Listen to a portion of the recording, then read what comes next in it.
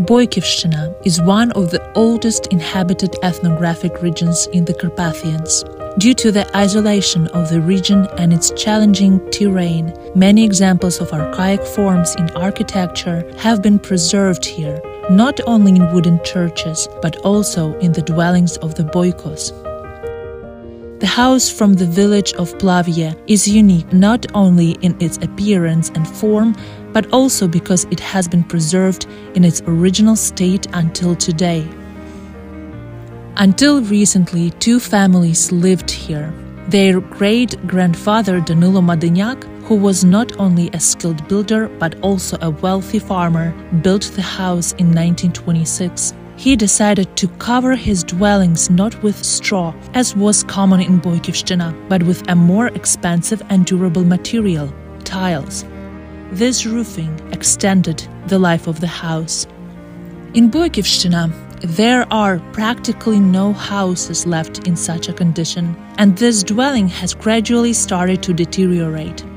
The main goal of the rescue project was to evacuate and preserve the house in the village of Urych, near the Tustan nature reserve.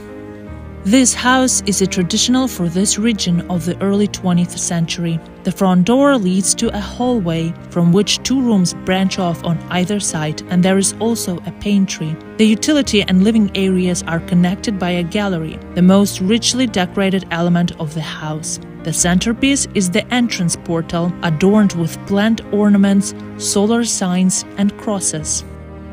The decor has been completely preserved. Carved wood decorations are found inside the house as well, rosettes and crosses carved on the central beam, with some decor discovered under the plaster.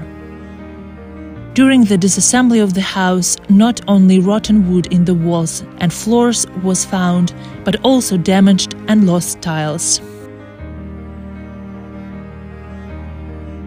In June 2023, the house was purchased from the family who owned it.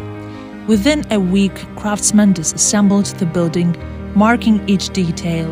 In early July 2023, the house from the Plavya was transported to the village of Urych to the Tustan tourist destination.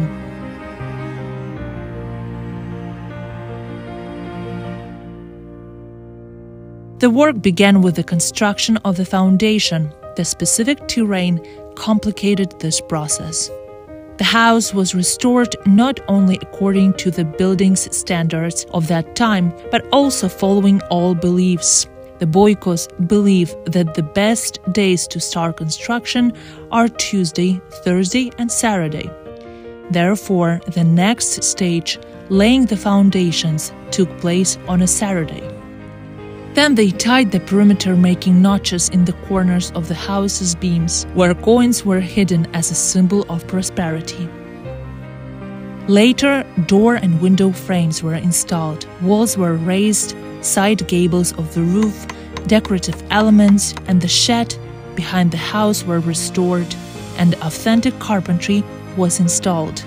The assembly was prolonged due to lost beams. Almost 30% of the wood had rotten and needed to be replaced. To effectively replace it, there was a challenge with the fastening, as most of the beams were 16-17 meters.